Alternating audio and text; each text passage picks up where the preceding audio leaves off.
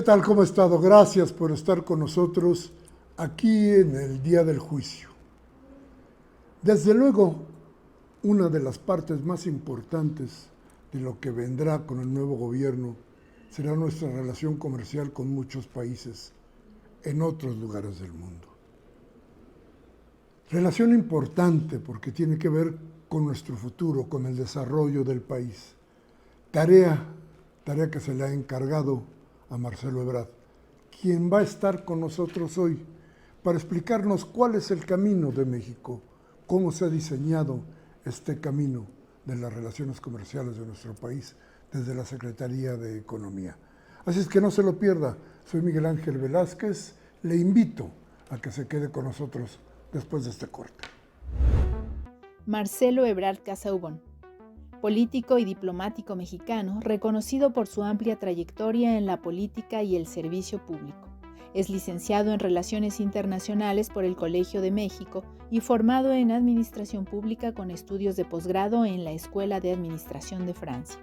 Se destacó como secretario general de gobierno del entonces Departamento del Distrito Federal en 1992. También fungió como subsecretario de Relaciones Exteriores de 1993 a 1994. Además, fue diputado federal de 1997 al año 2000 en la 57ª legislatura.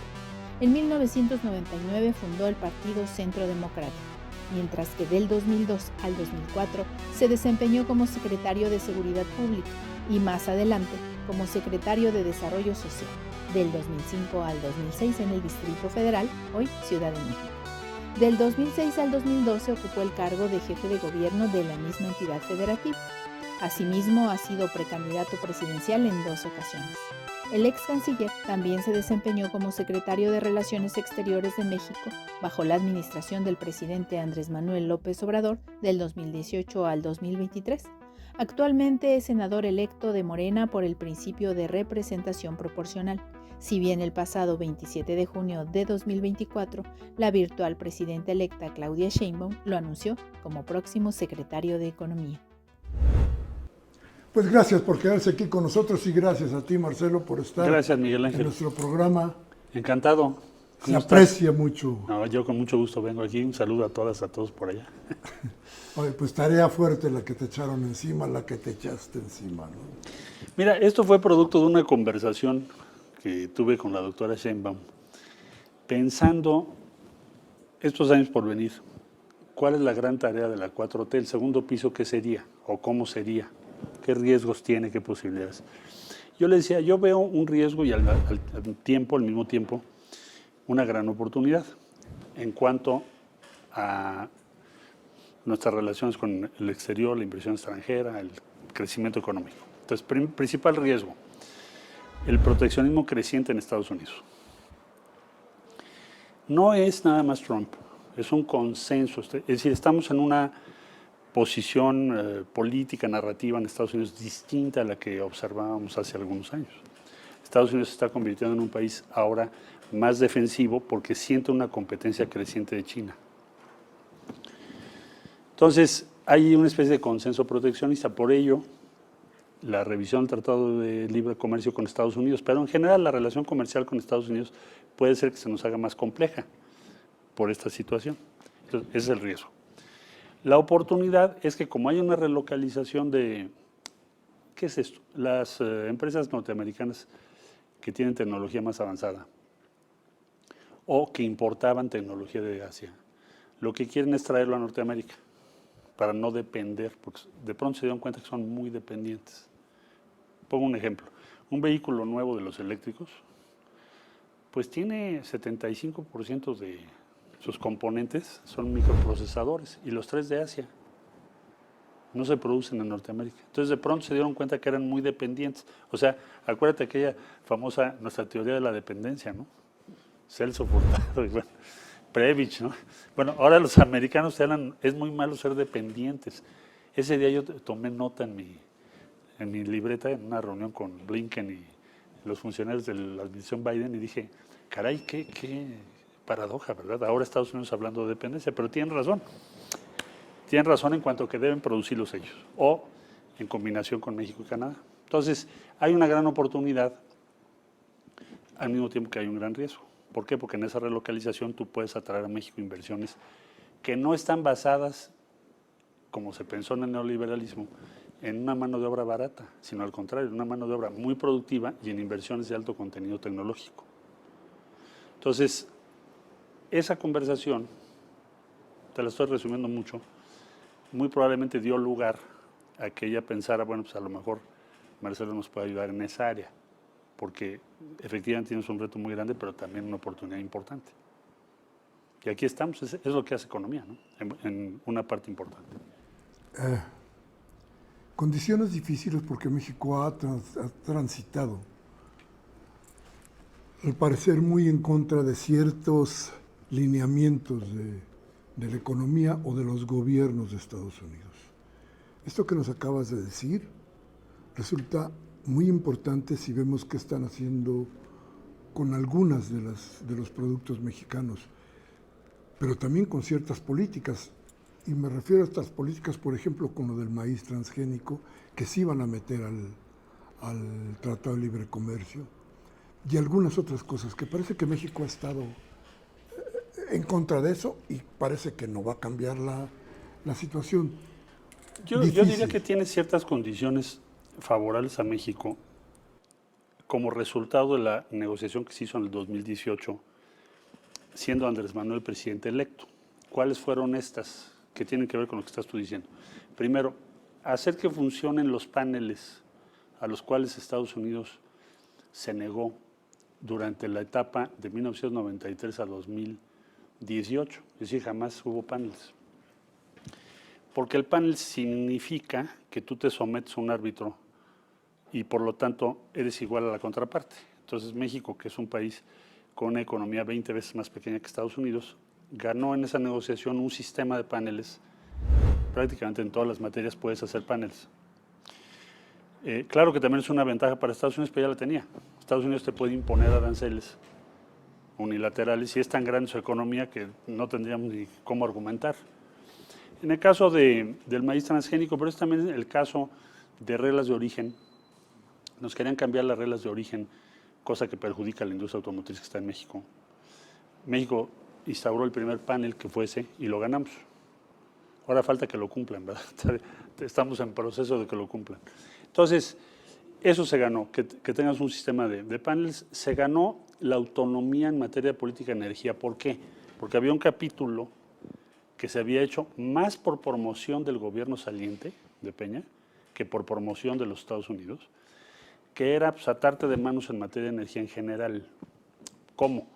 Instaurando un sistema norteamericano con una comisión para toma de decisiones, pero en una comisión, de pronto todas las decisiones de energía que tú tienes que tomar las tendrías que conversar con los otros integrantes que tienen más peso que tú económicamente. Entonces, eso se rechazó de tajo y logramos sacarlo del texto. Eso fue muy importante ese logro de Andrés Manuel, porque él lo trabajó, él lo llevó a cabo, nosotros seguimos sus indicaciones en ese momento. Y Trump aceptó ese imperativo de México.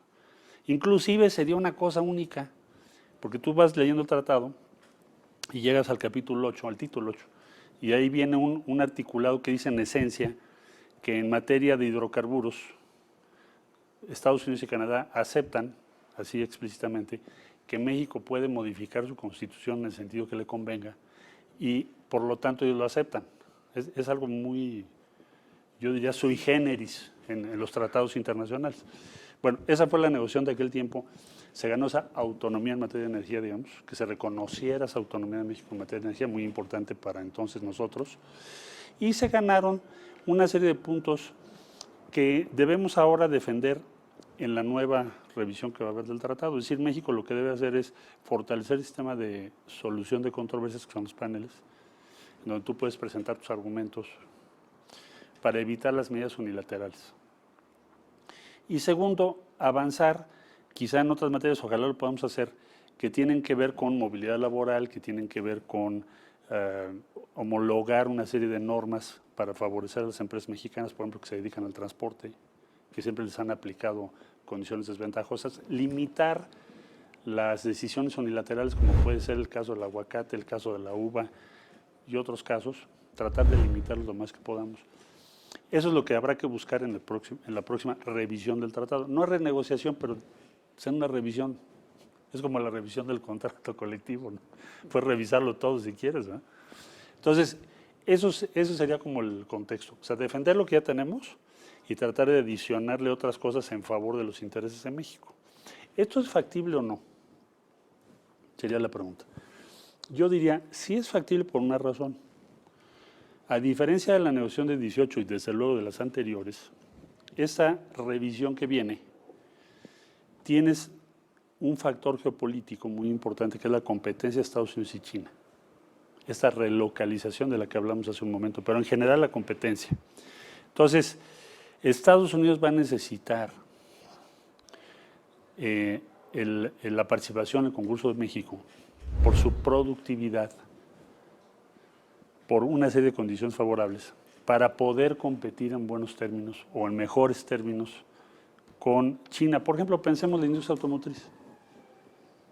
Me decía el CEO de Ford, y lo tengo muy grabado, en una reunión internacional, le pregunté, oiga, ¿cuál es su planta más productiva en el mundo? Me dijo, pues la de Cuautitlán Izcalli.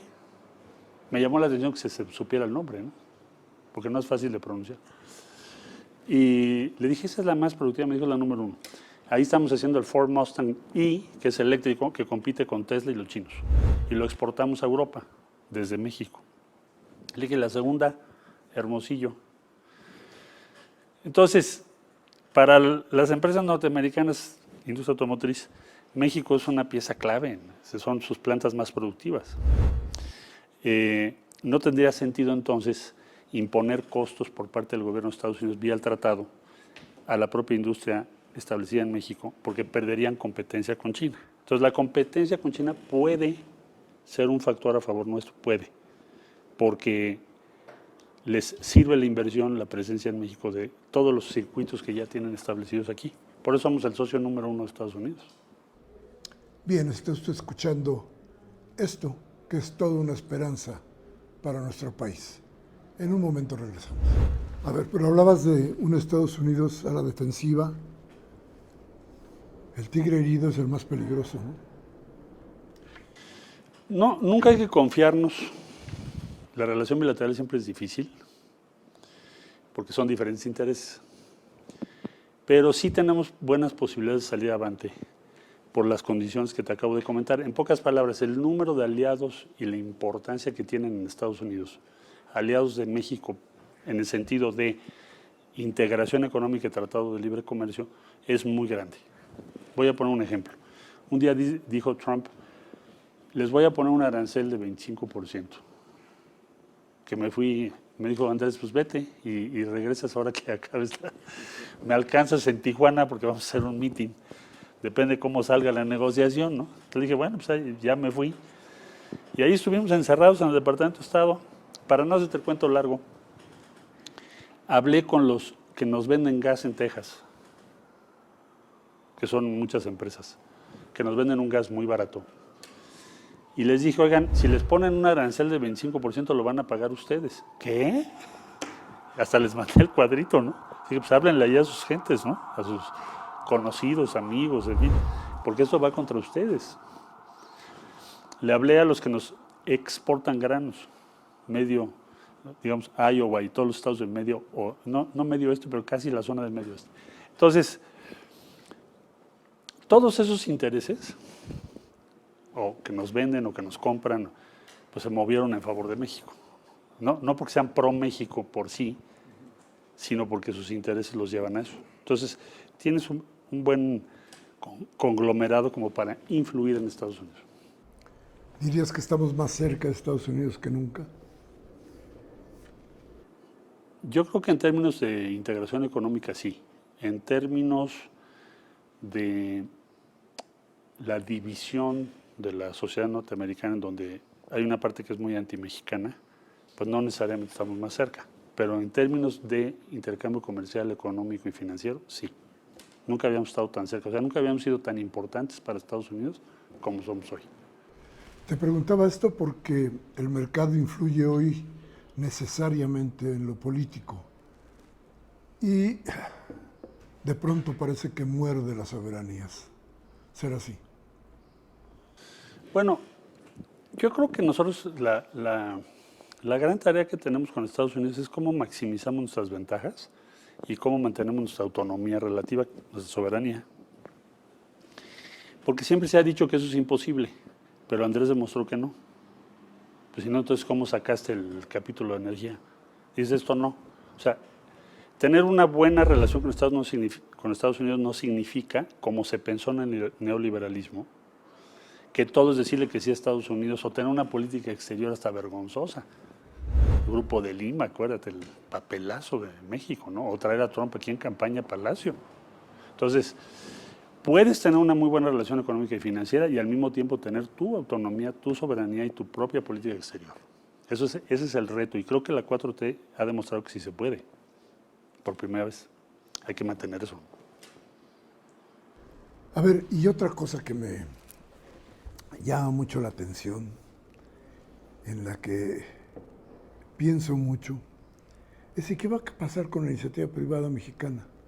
Porque la iniciativa privada mexicana de pronto parece que no quiere jalar, como que se queda atrás. Yo creo que tienes básicamente diferentes círculos en la iniciativa privada. Yo diría, ¿quiénes son los más pro 4T? Las startups. Entonces yo me reunía con ellos cada mes en relaciones y esos eran totalmente, decía, ustedes son totalmente 4T, ¿qué onda con ustedes? O sea, son los unicornios y todo esto, lo que son nuevos, ¿por qué son pro o favorables o simpatizan con la 4T?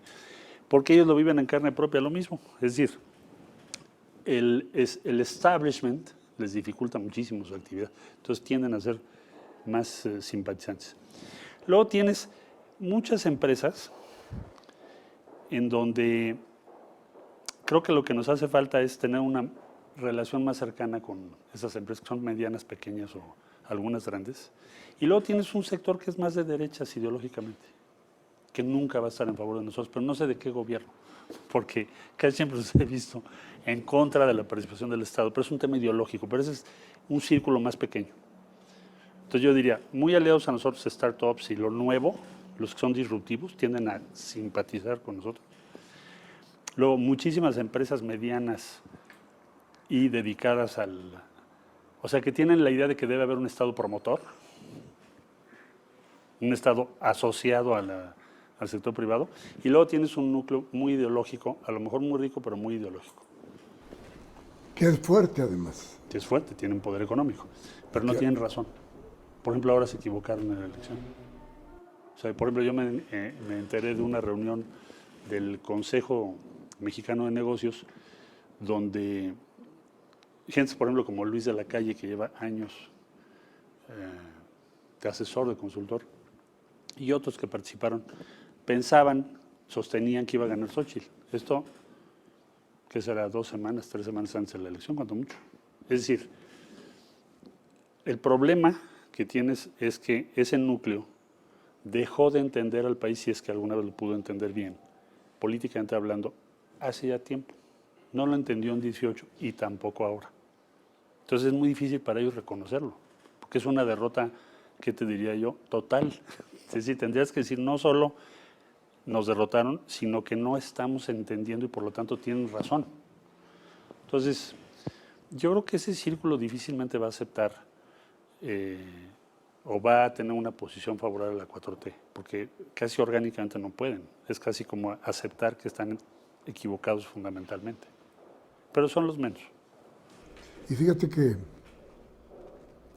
eso también es otra preocupación porque cambió el gobierno, o cambia el gobierno, cambiará el gobierno, pero los enemigos no cambian. Y el poder siguen teniendo alguna parte importante de poder, sobre todo económico. Eso lo traducen en lo que ya vimos, que fue, yo no sé si importante, pero sí molesto, ¿no? Y creo que además llevó a la población a salir a defender lo que lo que creemos que es nuestro, ¿no? Pues lo que pasó en la Ciudad de México, ¿no? Oigan, les vamos a ganar, todos los programas les vamos a ganar, van a perder la ciudad, van a perder. ¿Qué pasó? Gran movilización popular. Es lo que pasó. ¿No? Fue como un boomerang donde dice, ¿cómo? Si está en riesgo la ciudad, voy a votar, ¿no? Entonces, los niveles de participación en las zonas o regiones en donde normalmente tenemos un voto popular mayor Morena, ahora votaron una proporción muy importante. Entonces, ahora regresando a economía, yo te diría, me toca en buena medida la interlocución con el sector privado, con sus diferentes formaciones. Entonces, lo que voy a buscar, que además es la idea que me dice Claudia, es tratemos de trabajar con la mayor parte del sector privado, lo más cerca que podemos, es decir, con todos aquellos que te piden, te proponen, por ejemplo, que hay una política industrial en México, política de desarrollo industrial que el neoliberalismo hizo mala palabra. No sé si te acuerdas que Herminio Blanco decía que la única política industrial era el mercado. Sí. Bueno, si tú ves Estados Unidos, nos invitan a participar en el gran clúster de microprocesadores que están haciendo en Arizona. ¿Eso qué significa? Política industrial. Estados Unidos dijo, vamos a hacer en Estados Unidos este gran conglomerado para dejar de depender del exterior. Estaba yo como releyendo a Raúl Previch, ¿no? en inglés el día que fue la reunión. Por ahí hice esas notas diciendo que es sorprendente, no pensé que iba a vivir yo esto, ¿verdad? Pero bueno, así fue. Entonces, esa es su política industrial. Y nos dijeron, oigan, los invitamos a participar en ese caso. Entonces, México tiene que tener su política industrial. Por ejemplo, farmacéutica. ¿Qué aprendimos en el COVID-19? Pues dejamos de hacer vacunas. México era proveedor, productor de vacunas en los años 80. Y de pronto llegaron y dijeron, ya no, porque ahora se producen más baratas en otro lado. Bueno, pues vamos a tener que invertir en eso. Eso nos puede costar miles o millones de vidas en la próxima pandemia que se tenga. Entonces, esa es una inversión sensata, razonable, que implica un montón de dinero y apoyar a las empresas mexicanas que lo pueden hacer. La empresa mexicana que participó en este caso es una empresa mediana, no es un gran conglomerado. Es una empresa mediana que trabajó con CONACYT y con una inversión pública, ¿sí? Y se hizo la vacuna patria. Entonces, ahí tienes que seguir invirtiendo. Entonces, las prioridades nacionales, todo lo que es agregar valor, nuestras patentes, nuestros desarrollos, tienen que tener respaldo. En México no hay capital de riesgo. Me hablan los del Sinvestab un día y me dicen, oiga, ya desarrollamos un vehículo de hidrógeno, esto fue en 2008. Sí, 2008. ¿Cómo que un vehículo a base de hidrógeno? Sí, era como un go-kart, ¿no? Entonces fui con Mario Molina, se subió Mario Molina a manejarlo. Y me hablan los japoneses, oiga, nos interesa ver eso inmediatamente, si se puede. Dije, sí. Entonces le hablé a los del Sinvestab y les digo, muchachos, y al maestro, un maestro con varios alumnos, ¿cuánto necesitamos para que hagan su vehículo? Y me dice el maestro, no, pues muchísimo. ¿Cómo cuánto? 600,000 pesos. 600,000 pesos, Miguel. Era el costo del proyecto de hacer su go-kart. Fueron a Japón a hacer una exposición y los felicitaron por el desarrollo que habían logrado, sobre todo para envasar el hidrógeno, que es muy caro. Entonces, ¿qué quiero decir con esto? Que muchos de estos desarrollos en México no tienen el respaldo para pasar de una idea a una realidad. México, por ejemplo, acaban de autorizar la primera avioneta hecha en México al 100%. Llevan años financiándose ellos solo, están en Guanajuato la empresa. Es una empresa también pequeña. Si le das apoyo, pues eso puede llegar a ser una empresa mucho más grande, ya les van a dar la certificación en Estados Unidos. En fin, te puedo poner un sinnúmero de ejemplos, los drones que se hacen en Guadalajara. En Londres nos encontramos una empresa que me dicen, ¿esa es mexicana? Le digo, ¿qué? Ni idea, ¿verdad? Lo de los drones. Voy a ver a los de los drones. Me dicen, sí, somos de Jalisco. ¿Y ustedes cuántos son? Somos 200. Imagínate, están exportando a 9 países del mundo. Entonces, esas empresas, claro que tenemos que tener una relación cercana con ellas y con las ideas nuevas. En un momento más regresamos con usted. Entonces, divides tú a esta iniciativa privada en una nueva iniciativa privada y una iniciativa privada conservadora. Pues yo diría que hay un núcleo de la iniciativa privada que tiene su ideología que es muy de derechas. Pues de todas maneras se puede trabajar con ellos, pero no vamos a tener empatía ideológica. Pero con lo que es nuevo, con todo lo que es pequeño, bueno, las empresas por ejemplo, el último recién unicornio, unicornios son las startups que crecen de tamaño y tienen mucho éxito, y les dio por llamarlas unicornios. Entonces, la última unicornio mexicana que se anunció en 2022 la dirige una mujer. La Bolsa Institucional de Valores, que es la bolsa alterna a la Bolsa Mexicana de Valores, la dirige una mujer. Entonces, parte de lo que tenemos que hacer, que le interesa a Claudia y a nosotros también, es apoyar, abrirle paso a esta nueva economía que también tiene una importante contenido de género, de cambio en el género. Las empresas tradicionales son hipermasculinas, casi no hay mujeres, y las nuevas empresas, muchas son mujeres las que las dirigen. Entonces, ¿qué tenemos que hacer nosotros en economía? Pues procurar el crecimiento de todas esas nuevas empresas. Ahí están, además. A ver, pero entonces tú me dices, este grupo conservador ya no es peligroso, ni para la economía ni para lo político. Pues yo creo que ellos tienen derecho a tener su ideología. O sea, no podemos nosotros imponer un requisito ideológico al sector privado. Tendrás una parte que sea más de derechas que nosotros. Pero sus consecuencias, las consecuencias de ejercer ese poder y esa forma de pensar. Bueno, eso lo que necesitas hacer es que no dominen las instancias públicas, ¿no? Lo que decía Andrés de separar el poder económico del poder político.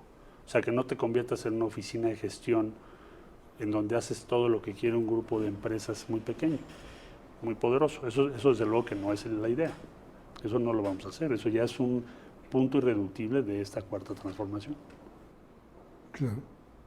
A ver, y otra cosa, planteándonos el asunto, ya metidos en el gobierno, el proyecto de la economía de México, ¿cuáles van a ser sus pilares? Yo diría, primero traer una relocalización pensada en función de los intereses del país. O sea, no estar nada más esperando a ver quién viene, sino nosotros ir por las empresas que nos interesan tener. Nos interesa tener empleos bien pagados.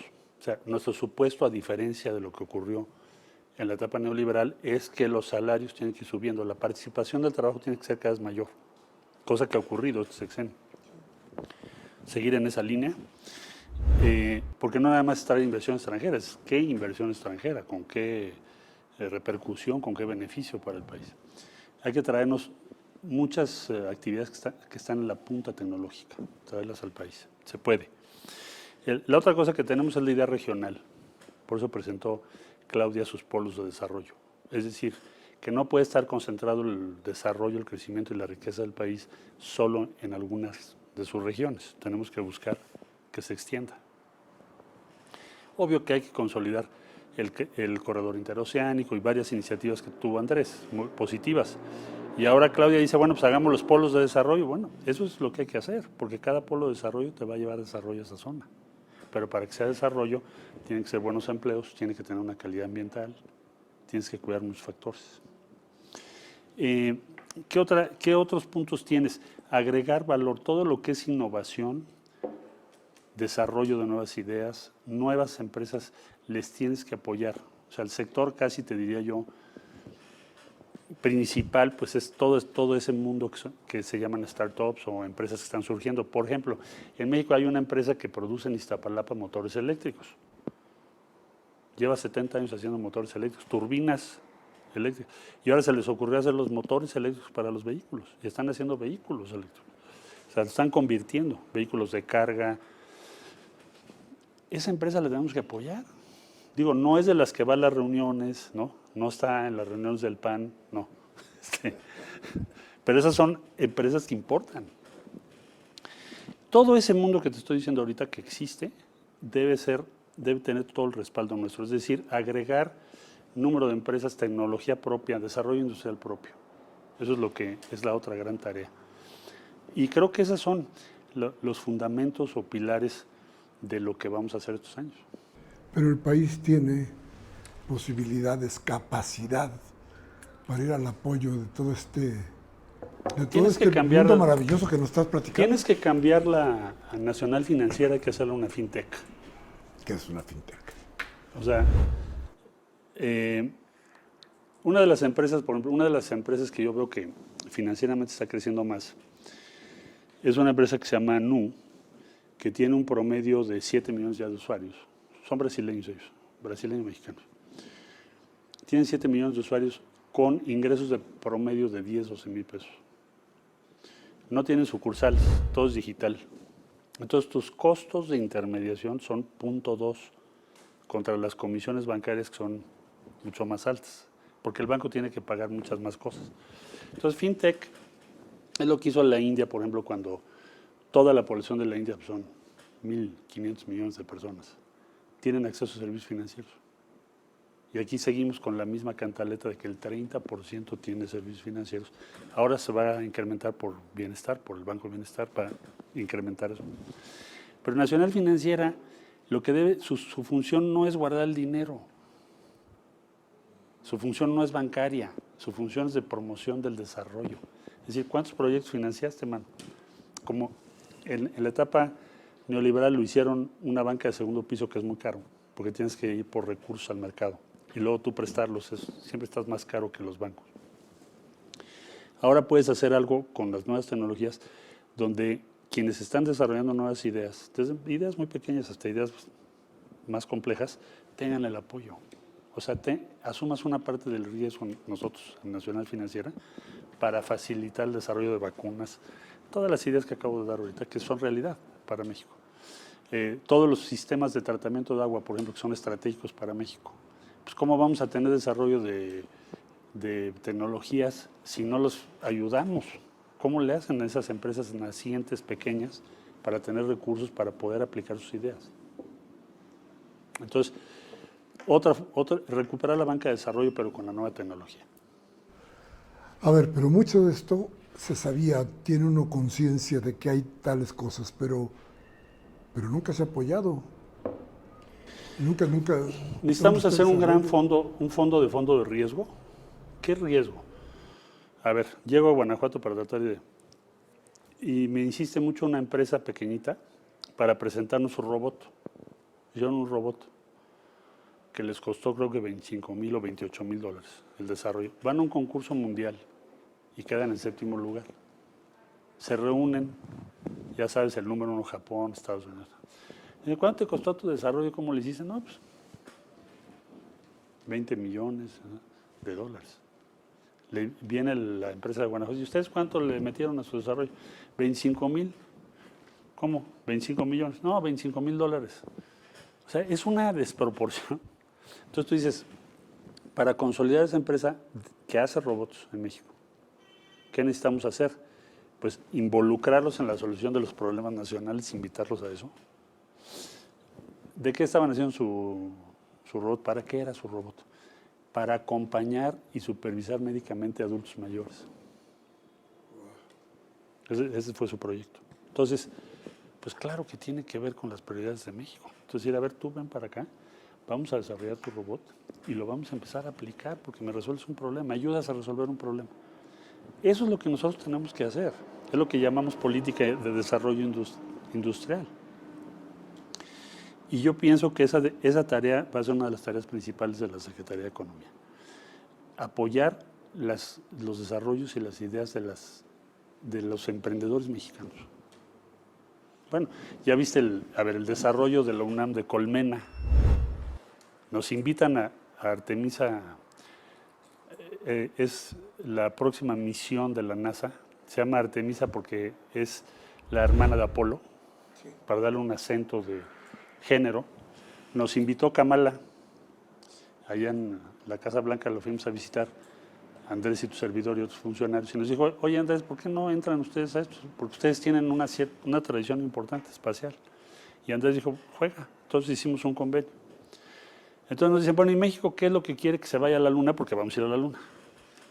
Entonces nos dice la UNAM, yo tengo un proyecto que es un robot, es un nanorobot, para recoger muestras en la Luna y mandar bueno, en este caso a la NASA y a México, los resultados del análisis. Pero es un robotito así, desarrollado en la UNAM. ¿Cuánto crees que necesitaban para producir ellos su robot? 1,5 millones de pesos.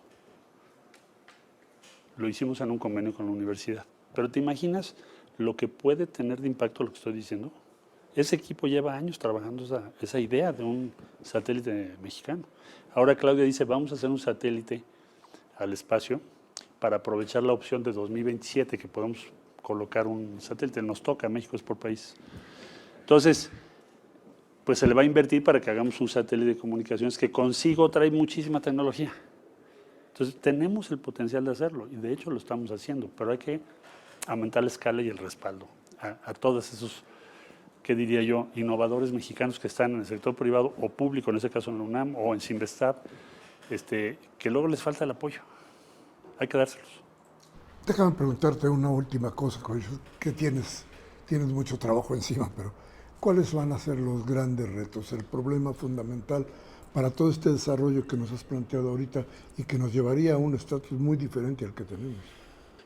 Yo pienso que, y es lo que le quiere dar énfasis Claudia ahora y coincido con ella, es el desarrollo de la innovación mexicana, de la capacidad científica tecnológica de México, del aumento del valor y respaldo a las nuevas ideas en el sector privado también.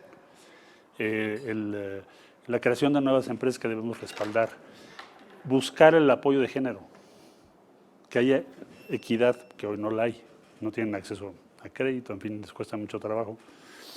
Y el reto principal, bueno, primero sortear lo del tratado, por supuesto, tener una buena relación con la principal socio de México, pero al mismo tiempo impulsar el desarrollo regional con los polos de desarrollo, traernos más empresas que nos interesan, con buenos salarios, y pienso que ese modelo que implica recuperar también nuestro consumo interno, porque aumentan los salarios, que implica aumentar nuestra capacidad tecnológica, pues todo eso va a la postre a significar para México que se convierta México en una potencia.